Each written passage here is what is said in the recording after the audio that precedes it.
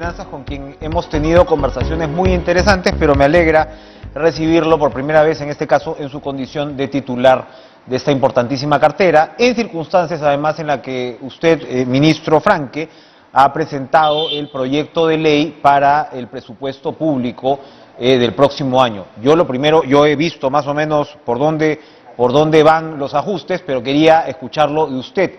¿Cuál es la filosofía detrás de los cambios de este presupuesto? Buenas noches, ministro.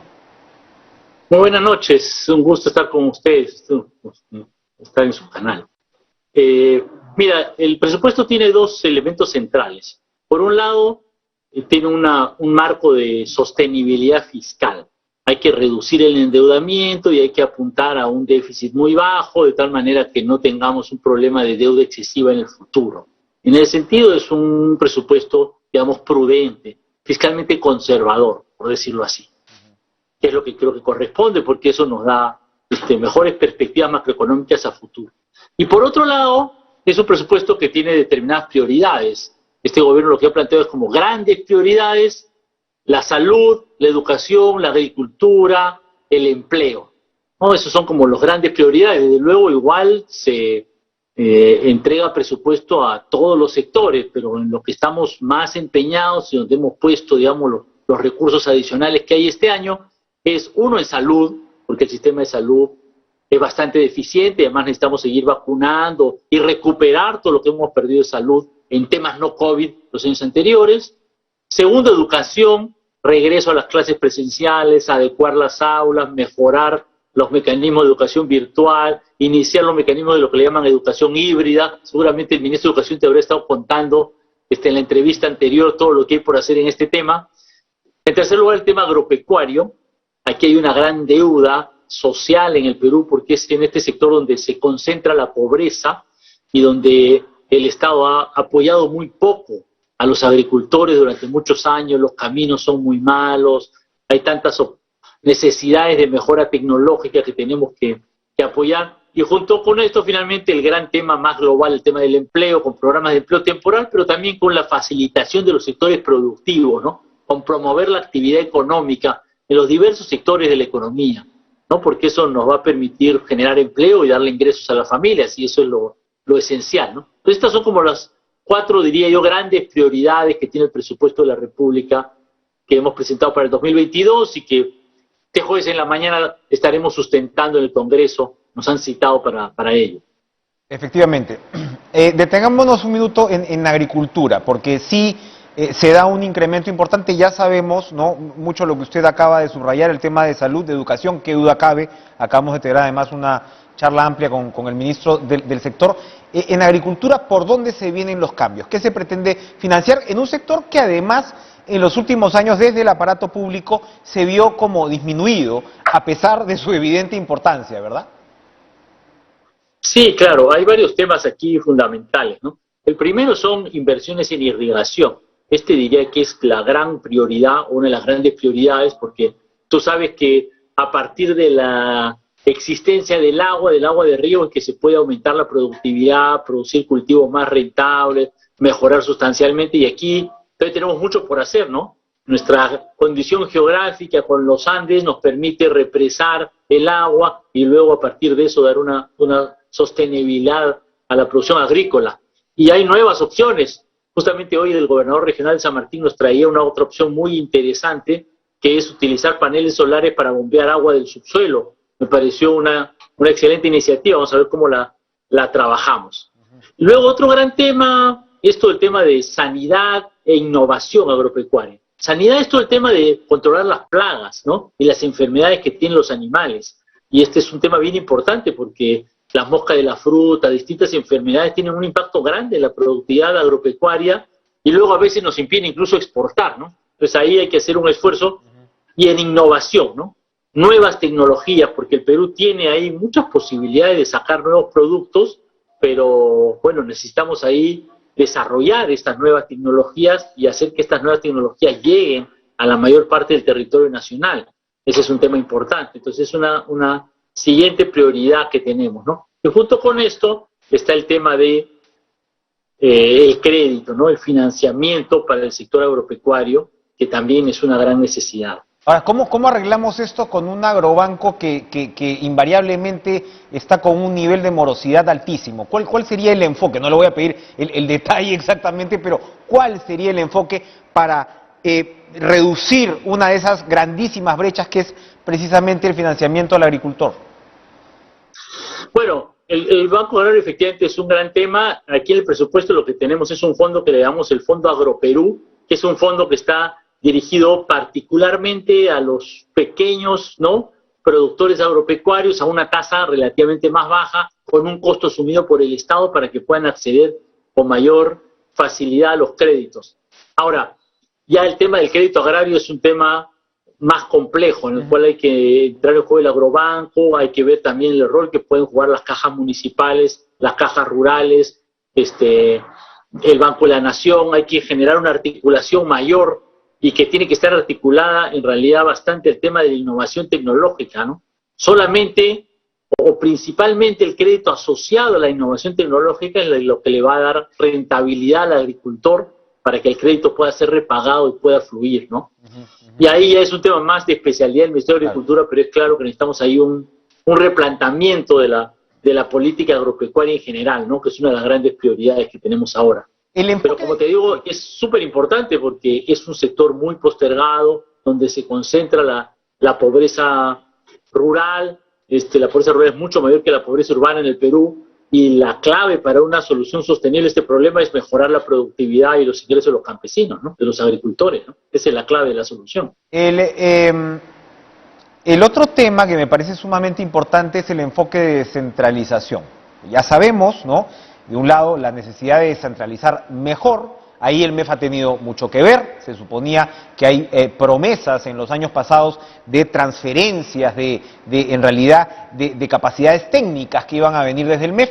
Eso se ha dado en mayor o menor, sobre todo, medida. Y yo quería preguntarle de ello, ¿no?, porque de un lado es descentralizar más, pero de otro lado descentralizar mejor, porque claramente los presupuestos no se ejecutan como se deberían en muchos casos. Bueno, efectivamente, hay una orientación de descentralización en el presupuesto, con fondos adicionales para los gobiernos regionales y los gobiernos locales. El próximo año es su último año de estas gestiones, ¿no? Recordemos que a finales del próximo año es que habrá un nuevo proceso de elecciones regionales y municipales. Y entonces, si quiere, la ventaja es que muchas veces pues el gobernador, el alcalde que recién entra al puesto, como que le cuesta un poco. Es normal, ¿no? Es una cosa nueva, y entonces pues adquirir el ritmo de la administración pública, de la inversión pública demora un poco. Pero ya ahorita ya tenemos alcaldes que ya pues, ahorita están en su tercer año, el próximo año ya están en su cuarto año. Y que además seguramente todos quieren pues salir lo mejor posible del cargo, ¿no? Es como lo que todo funcionario electo quiere, ¿no? Salir con honores. Entonces ahí creo que tenemos una cierta ventaja, digamos, el próximo año. Ahora, definitivamente hay un tema mayor aquí, ¿no? Y para eso tenemos un plan especial que se conoce como el Programa de Incentivos a la Gestión Municipal, ¿no? Es un programa que tiene el Ministerio de Economía y Finanzas que, por decirlo así, premia a las municipalidades que hacen mejor las cosas, ¿no? Hay una batería de indicadores que tienen que ver con cómo cobran su impuesto predial, con cómo tienen mejoras en la gestión, y en función de eso los mejores se les da un presupuesto adicional, ¿no? Y es interesante porque cuando uno habla con los alcaldes les interesa bastante, ¿no? Dicen, fortalezcamos esto, ¿no? Añadamos más cosas, pongámosle más plata, queremos que nos premien, ¿no? Queremos que esta idea de darle más a los mejores siga adelante, ¿no? Creo que es bien positivo este espíritu que existe ahorita. Ya este es un programa que se está consolidando y nos permite cada vez irlo mejorando, ¿no? Complejizando, añadiéndole nuevas cosas, de tal manera que poco a poco la gestión municipal vaya aumentando, vaya mejorando, ¿no? Un comentario. Ahora, te diré que en realidad un gran tema aquí es la reforma del servicio civil, ¿no? O sea, esto no es solo para los gobiernos regionales y municipales, pero sí necesitamos pues un funcionariado público realmente comprometido, honesto y capacitado, y todavía no hemos logrado eso, ¿no? ¿Y por dónde va a impulsar eso? ¿Eso se impulsa por el lado de servir? Corresponde a servir, ¿no? Que no es parte del Ministerio de Economía y Finanzas, pero el Ministerio de Economía y Finanzas sí tiene un área especializado en recursos humanos y ahí por el lado económico nosotros echamos una mano, ¿no? Ahorita hay serios problemas en la administración pública por esto, ¿no? Qué buena noticia, por lo menos desde la perspectiva y que usted lo sepa también. Son, creo, que 600 funcionarios los que están en Servir, que son este famoso grupo de gerentes públicos, pero en realidad es muy poquita la profesionalización que se está alcanzando y ojalá el MEF pueda ayudar a impulsar esto. Un punto que me parecía bien importante del presupuesto, que está medio escondidito, pero es significativo. Me parece que a producción es donde también se le ha incrementado de manera importante el presupuesto. Claro, importante dentro de los niveles, son creo que 852 millones, si no me equivoco, que es bastante para el sector. Me imagino que conociendo por dónde van los tiros, el tema va por el lado de diversificación, por el lado de CITES, por el lado de meterle punche a esa parte. Cuéntenos. Efectivamente, un gran tema es la diversificación productiva y los CITES, como tú dices, que son los centros de innovación tecnológica, ¿no? Que están con el Instituto Tecnológico, que creo que es una gran iniciativa que tenemos que seguir desarrollando porque el tema de tecnología es esencial, pero también hay que tener en cuenta que este sector es el sector que está responsabilizado particularmente de las pequeñas y microempresas, ¿no? Y como tú sabes, este es el sector que más empleo da en el Perú, es un sector que tiene ciertos problemas de baja productividad, que hay que apoyarlos de diversas maneras, y entonces creo que es una prioridad por la generación del empleo y también por el tema de la equidad, ¿no? De ayudar a los que están ahorita, donde se pagan los sueldos más bajos, las condiciones de trabajo que no son las mejores, ahí es donde tenemos que poner el mayor énfasis para que este sector pueda salir adelante, y eso en estas condiciones de pospandemia, ojalá, ¿no? Es bien importante, ¿no? Es bien importante para que pueda haber una recuperación lo más sana y equilibrada posible de nuestra economía. Una buena noticia. Pedro, cuéntenos, a ver, hagamos un poco el engranaje con este es un gobierno particular, lo sabemos, qué duda cabe. Usted representa a un sector que a muchos de los actores económicos les dio un respiro a la hora que finalmente pudo juramentar como ministro de Economía y Finanzas. El hecho que usted haya señalado que el señor Velarde se va a quedar en el BCR, vamos a ver en qué momento es exactamente esa ratificación. Ha dicho también que el directorio estará listo dentro de poco, etcétera. Tenemos, digamos, un frente económico que le da cierta tranquilidad, como digo, a los actores importantísimos pues del sector. Pero por el otro lado, hoy escuchamos al presidente de la República volverse a referir a la Gran Lima, a la gran capital. Hay un discurso que por un lado es de reivindicación, ¿no?, de los pueblos más postergados, y que por otro lado comienza uno a pensar, bueno, ¿cuáles son las brújulas? Porque hablamos pues de una clase media por lo general en un país como el nuestro es una clase media integrada, mestiza. Hay un discurso que también se ha manejado a lo largo de las décadas, es decir, la mesocracia limeña, los cambios sociales importantes a lo largo de los siglos en realidad, y por supuesto con todas estas deudas sociales que persisten. Pero ¿cómo observa? ¿Usted no ve por un lado un discurso demasiado confrontacional, poco inclusivo por parte del gobierno? Tuvimos al primer ministro hace algunos días y nos decía que somos mayoría, ¿no?, y seguimos siendo, y el Perú también es un país bastante mestizo. Se lo digo porque esto tiene que ver, reitero, con el tema del desarrollo de una clase media. ¿Cómo ve usted esa parte? Quería, por favor, un comentario al respecto. Mira, hay dos temas acá, ¿no? Hay un tema, digamos, de desigualdad económica.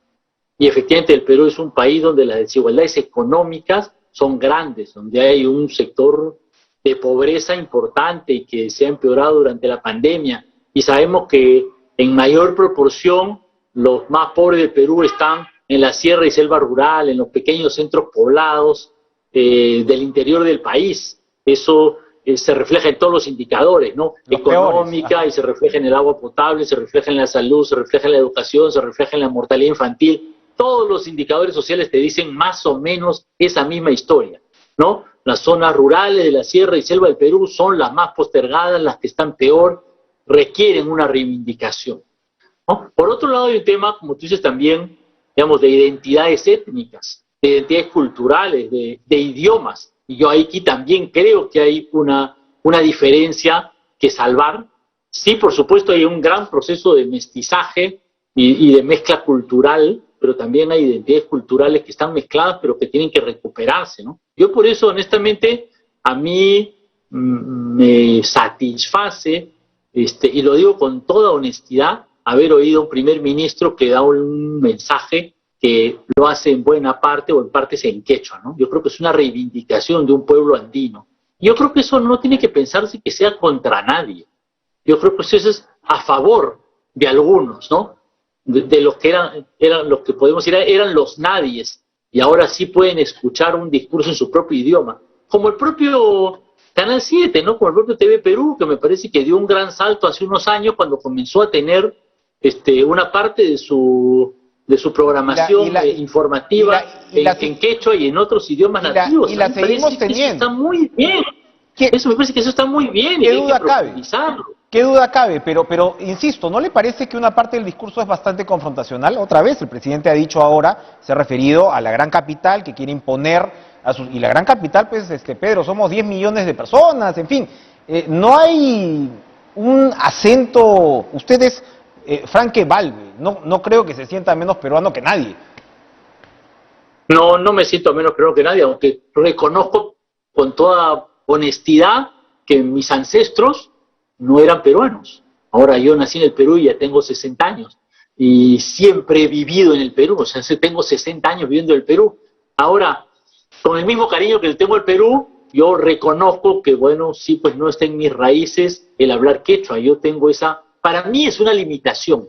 Alguna gente piensa que los que hablan quechua como que fueran menos, y yo siento que yo ya quisiera hablar quechua, que es una capacidad que me falta, a la que yo aspiraría, ¿no? Ya estoy un poco en una edad en la cual esto ya está un poco difícil, pero aprender si idiomas quisiera a veces replantearme algunas de las cosas que quisiera hacer en mi vida, tal vez una de las cosas que revisaría lo que he hecho en mi vida es tempranamente aprender quechua.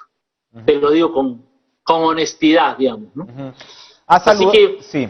No, y la gran capital, digamos, habría que, tal vez la frase, no muestra con tanta claridad el hecho que la gran capital la ciudad de Lima es una ciudad muy diversa, ¿no? Y tal vez lo que hemos tenido, yo sí creo que hemos tenido, son muchos gobiernos donde no han sido incluidos esta gran población indígena, esta gran población de pobreza, esta gran población rural, esta gran población de las provincias y los distritos del Perú. Yo no he hecho la cuenta, pero me parece, por lo que me da la impresión que, por ejemplo, este gabinete debe tener mucho más ministros provincianos que lo que nunca hemos tenido. Mucho más ministros de las zonas andinas que nunca hemos tenido. No he hecho la cuenta, tal vez me equivoque, pero así a primera vista me da la impresión que es así, y eso me parece bien. De lejos, yo revisé genera los sus números. tensiones, sus dificultades, sus incomprensiones, sí, pero tenemos que enfrentar esas grandes desigualdades, esas grandes discriminaciones, y tenemos que hacerlo sin temor. Sin temor, pero sin ser divisivos, ¿no? Es lo que yo diría, que a veces se respira en el discurso. Se nos ha terminado el tiempo, pero no puedo dejar de preguntarle. Usted ha dicho, qué bueno tener un primer ministro que da un mensaje en quechua. ¿Qué pasa con la otra parte? Usted retrasó su juramentación y juramentó por los derechos de las mujeres, y ahora mismo vemos una controversia bastante desagradable al respecto. ¿Cómo ve esa parte? Pero déjame regresar un poquito, disculpa Enrique, porque tú hablas de lo divisivo, y a mí me viene a la mente haber escuchado al presidente Castillo, no una, no dos, no 3 veces, yo diría 5, 6, 8, 10 veces, hablar de que trabaja para todo el país, hablar de la unión de todos los peruanos, hablar de que estemos todos unidos. Entonces yo no ha sido el tono de hoy, de acuerdo, pero no ha sido el tono de hoy. No, insistiría, sí, yo creo que tú tienes la razón, digamos, ¿no? En el sentido de insistir en que la equidad de género, la igualdad de derechos sin importar la identidad étnica, pero sin importar tampoco el género o la orientación sexual, son temas fundamentales, ¿no? Yo creo que la igualdad es algo que nos debe unir a todos los peruanos, atravesando todas las fronteras y todas las brechas y todas las divisiones que a veces se generan y que deberíamos dejar de lado con una igualdad plena de derechos. Eso es lo que yo creo. Pedro Franque, muchísimas gracias por esta intervención. Vamos a seguir con mucho interés, además, el debate del Congreso sobre el presupuesto, y usted ha marcado líneas importantes que ojalá puedan seguirse de la mejor manera. Gracias por estar con nosotros esta noche.